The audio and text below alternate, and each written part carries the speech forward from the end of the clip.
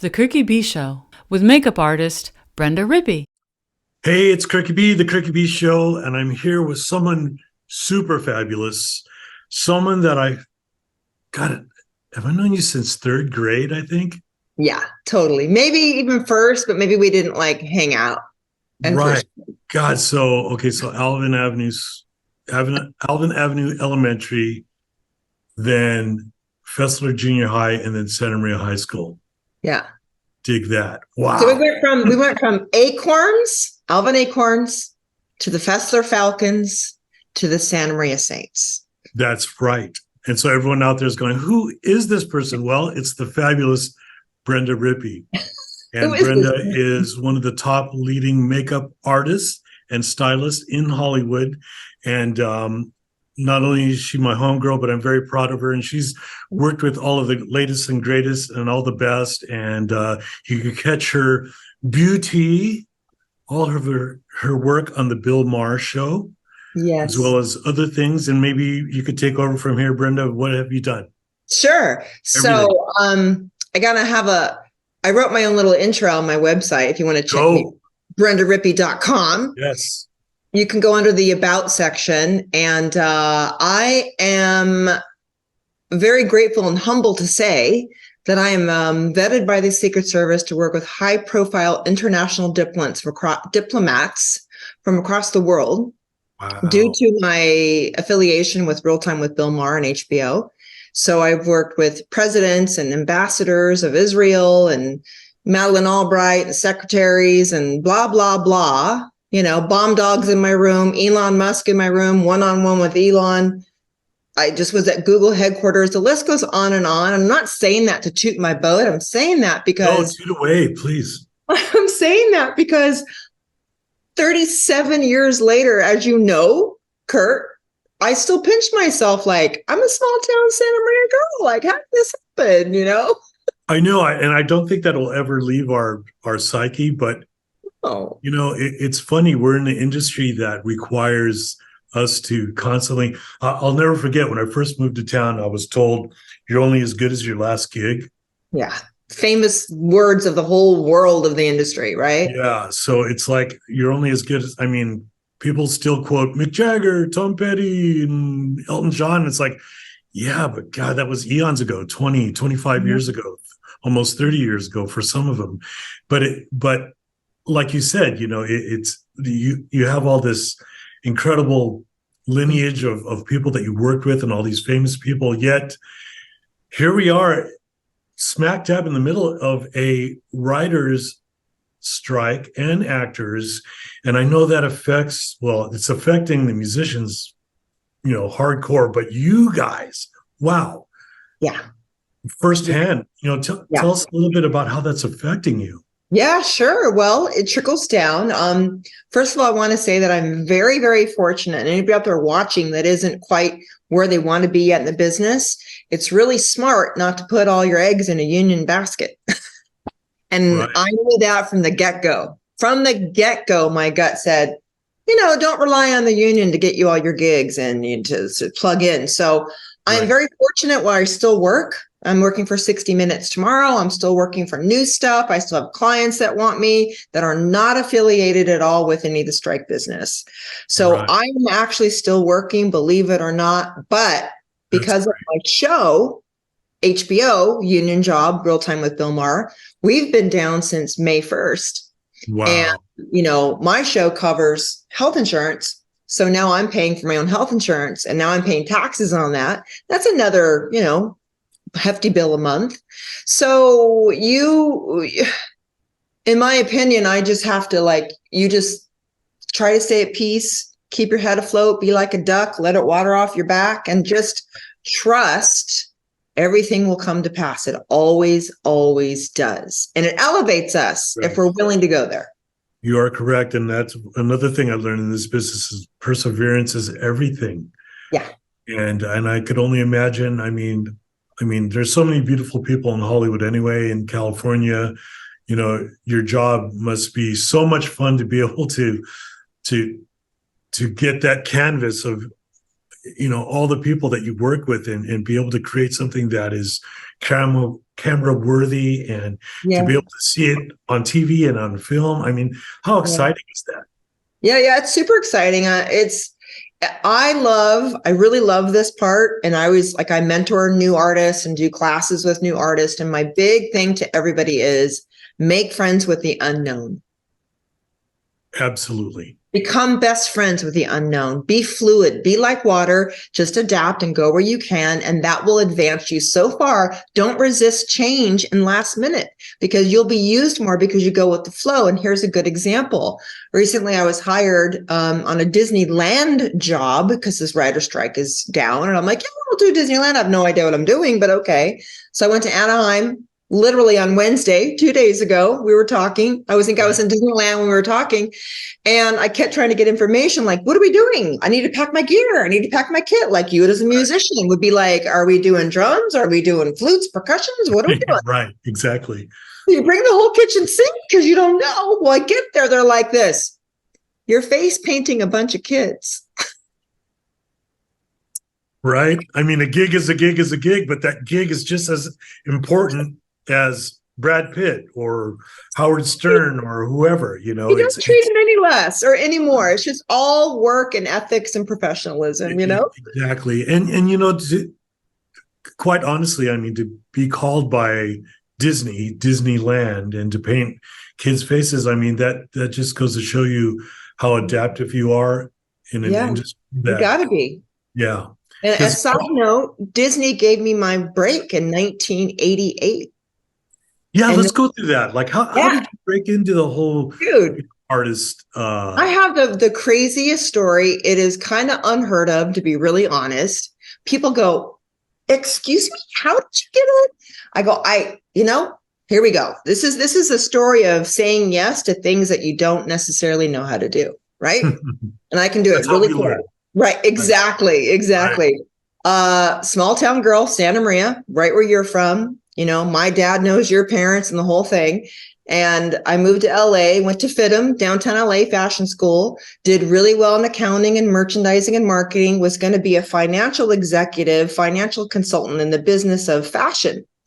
My two teachers, my art teacher pulled me aside one day with the marketing teacher and said, we've been talking about you. You're way too creative. You're going to die in a cubicle crunching numbers. I'm like, well, isn't that what you're supposed to do? And they said, no. You do a fabulous job with your makeup, because I had acne really bad. So I would just do what I could to like make it work. And they got my teachers in college, got me my first makeup gig working in the mall as a makeup artist for Estee Lauder. Wow. My teachers. That's incredible. So I did the work with Estee Lauder. They flew me to New York, taught me how to work. Then I went to Neiman Marcus, worked at Neiman Marcus, was so scared, out of my own pants, because I'm not from that environment. I'm from Santa Maria. A client ended up being a movie producer who was a little person. People were not very nice to her. I became really good friends with her. And one day she said, I need you to do makeup for my film. I said, no, I don't. She goes, yes, you do. Wow. I said, no, I don't. I don't have no training. And she goes, no, I need you. Long story short, she said, I'm going to pay you to pick out a boss. And you're going to go have someone who knows how to do makeup in a film. And they're going to teach you for 2 weeks. We'll pay them. And then you're going to be in charge of your first feature film with Tony Curtis. Wow. And what was the name of the film? You ready for this? Go. The Adventures of Reptile Man and his sidekick Tadpole, which didn't sell. It was a UK release. So they changed it to Brittle Glory. And you can scroll to the bottom of my IMDb, and it's like the first feature film I worked on. Oh, that is hilarious. And I got to be in it. And, Tony Curtis is like Hollywood elite, right? Yeah. And then 13 years. Yeah, he's a legend. And I learned a lot. I think I made $285 a week, working 80 hours a week, and I left the makeup business and never went back and worked at Fred Siegel. But here's the cool thing. 13 years later, I was still in the business. I had kind of earned my way a little bit. And I worked the first film festival for Turner Classic Films in Hollywood. And Tony Curtis was being honored. And he Wow. came in with his wife, Jill, and he remembered me and said, Brenda, that That's hair, how incredible. could I forget? That is And then he incredible. passed 6 months later. Oh, So it was full wow. circle for me. It was a beautiful moment to say Tony represented my beginning, and here I was able to honor him. That's incredible. Wow. It's a crazy story, right? It's a crazy story. And I'm sure, being in the side of the industry that you're in, I mean, there's crazy stories daily, I'm sure. I mean, Oh, just there's so many crazy stories, which Kurt. Just we will not get into, for disclosure purposes, but it's just you and I, if we were to have some drinks and start sharing story, oh my God, our faces would melt. Can you imagine the book? Here's why. There's no books by musicians or makeup artists or anybody who wants to continue working in the business. Exactly. Right? I mean, there's a little bit of guilt of us just talking now. We're not even covering anything. Not But even going it's there. I know it's just like, because your mind starts thinking, oh yeah, oh my God, Tony Curtis, and then you do the Kevin Bacon thing of 6 degrees. It's like, oh yeah, Tony Curtis, and Yeah. that person is like, oh my God. Yeah. But Yeah. but let's talk about going back into this whole strike thing. Do you see any light at the end of the tunnel? Well, we have production meetings with HBO all the time. We get phone calls from our EPs and stuff. And the rumor, it's not official. No one has said, yes, we're not going back, or yes, we are going back. But everyone keeps saying January. I keep hearing that same thing too. We thought September, but then, you get back up and then 60 days later, we're down because of holidays. Right.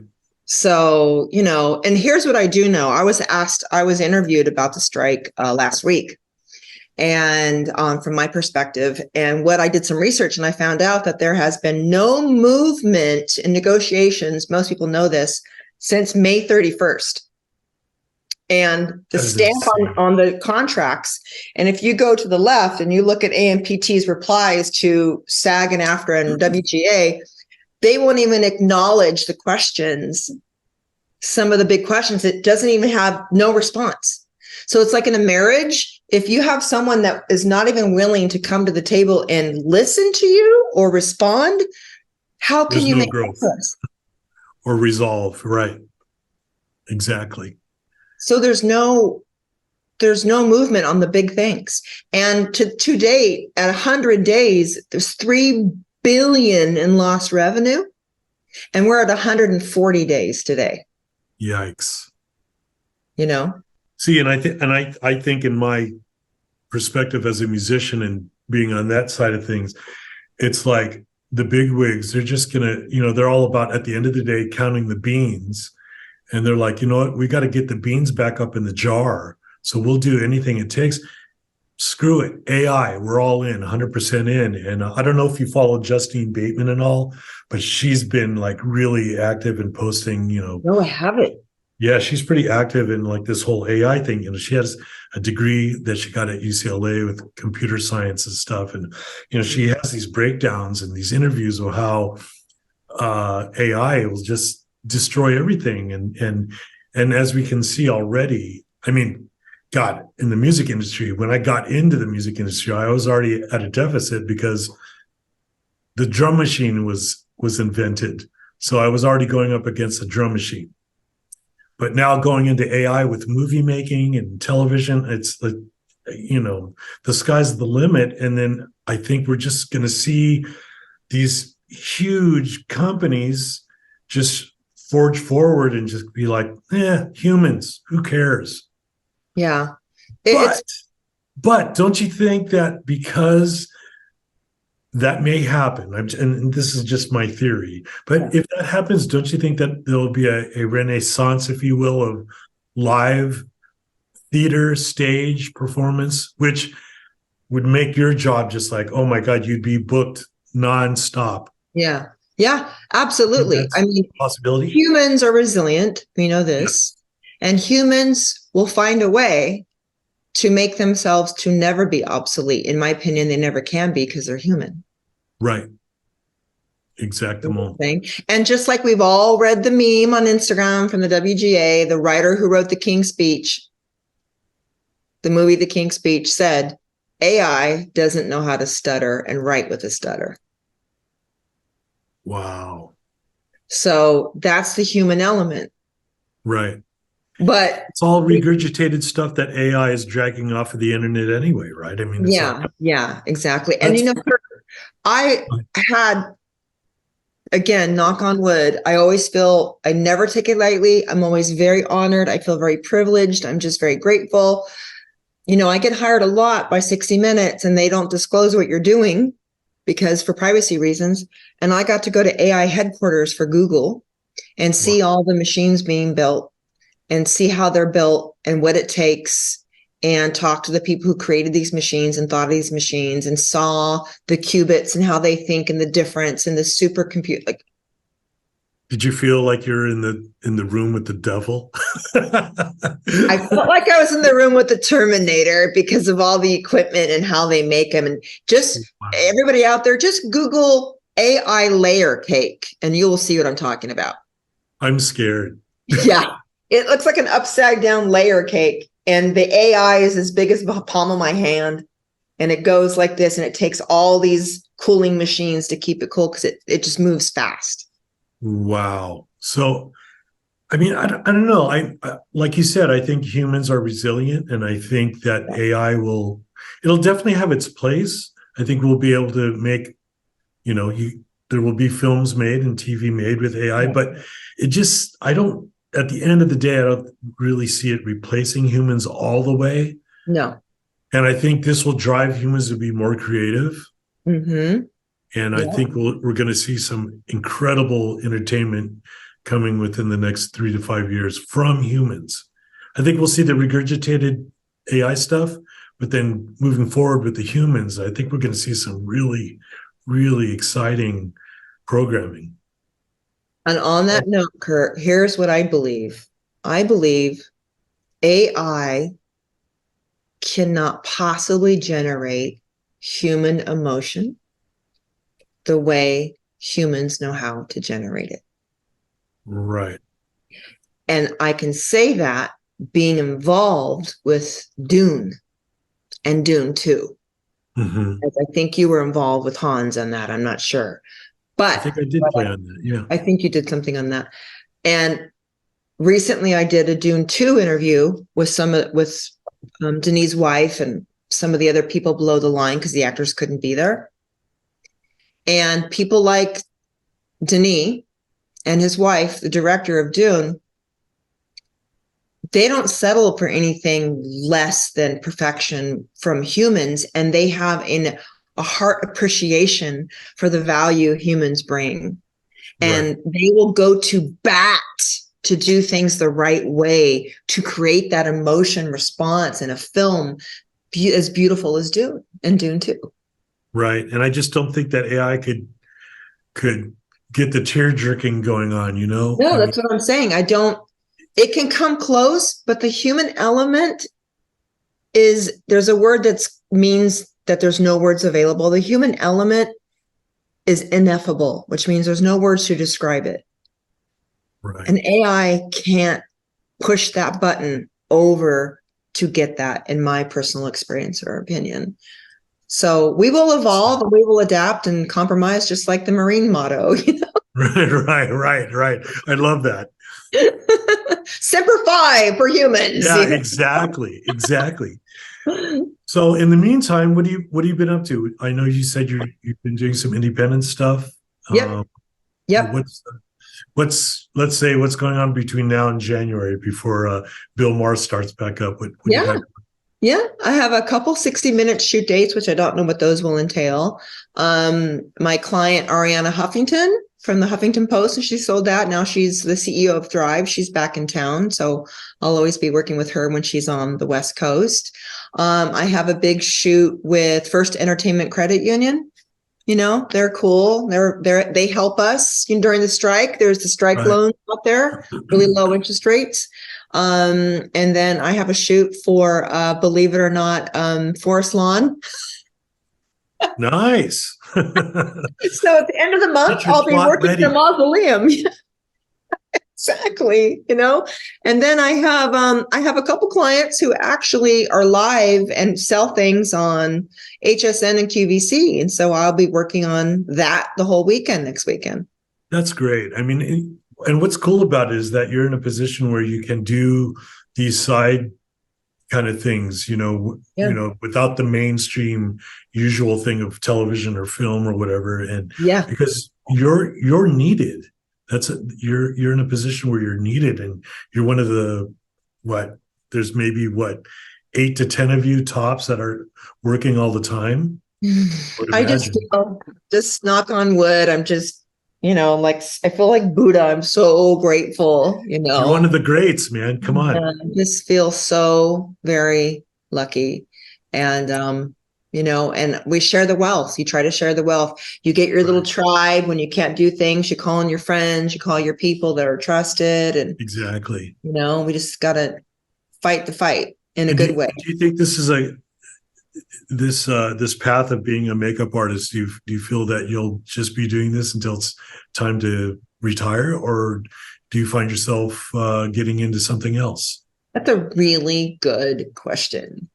I've actually have written a television show. Great. Yep. And if you need an Asian chef, I'm your guy. Right. Kirk, can we do a cameo in the background there? I think we all can say that creative people are always dabbling in other creative endeavors, because we want to keep expanding our juices. And as creative people, we get a little bored or stale sometimes, and we want to mix it up, Right. Well, that's why I wanted to start this podcast, because it was like, I know so many incredibly talented people such as yourself. Yeah. And it's like, God, a lot of these people I know have not had the wherewithal to move forward and let people know, like, hey man, here's what I'm doing. Yeah. And I thought, what a great way to get that out there, or at least help disseminate it in a way where people can, go to their website or follow them on all the socials, or just get into the music or the films or whatever that they're involved with. And so, yeah, I mean, this is so great, because you are my first of many that's on that other side of the playing field of entertainment, if you will. Yeah. Well, you're giving us a platform. Yeah, and let's see what happens. Exactly. It could be nothing, it could be everything. Yeah. Or somewhere in between. But it's fun doing it. So, we're going to wrap it up soon. But I just want to know if you could let all the folks know out there where you could be followed, where you could be reached, your website, if you're doing any seminars or classes or anything like that. Yep, the all above will be coming out. I'm always doing one-on-one mentorships. I created a Instagram page called Artist to Artist. It's artist, the number 2 artist. And I created that during the pandemic, where I help people obtain the PPP and understand it, not be afraid of it. So I have a heart to serve other creative people. And I do workshops, usually through Namies or Nigel's, the beauty supply franchises, about 2 to 3 times a year. And if you follow me on Instagram, Brenda Rippee, Rippee on Insta, you'll see where the notifications come, and there's links to the artist to artist. And, I will just, I'm kind of don't have a presence right now because of the strike, and I'm just taking advantage of the time, Absolutely. But I'll be coming back strong, and I want to help everybody out there. I'm going to stay creative and keep it fresh and keep it going. Right on. And what do you have to say to those who are wanting to follow in your footsteps? Because I do see a lot of makeover style people on Instagram and X and TikTok, and where they're doing something where, it's like giant, eyelashes, and I mean, just caterpillars. You name it. I mean, clown makeup, you name it, it's all across the board. Yeah. But those who are really willing to take it to the next level and actually make this a profession, do you have any words of wisdom for them? Sure, I absolutely do. I think it's really important to focus on the area you'd like to go on. Don't be like, I want to do it all, because then you'll waste your energy. And I have been interviewed by a lot of companies for this very question. And I'm like, do you guys realize there's like 37 to 50 areas of makeup artistry? Do you want to focus on bridal? Do you want to focus on film, on television, on special effects?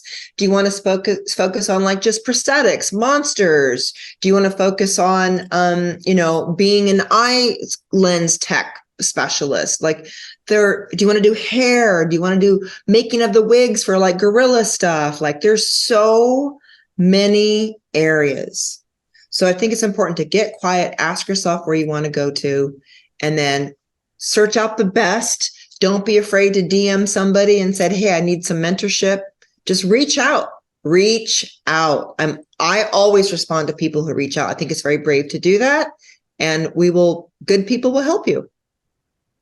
It couldn't have been said better. Brenda, thank you so much for your time, your energy and positivity. And I wish you much more success down the road. I mean, we're going to be doing this for a long time, you and I. So hopefully 20, 30 years down the road, again, we'll do this again, but obviously much more. But man, what an honor and pleasure to do this with you today. And wow, what else could I say?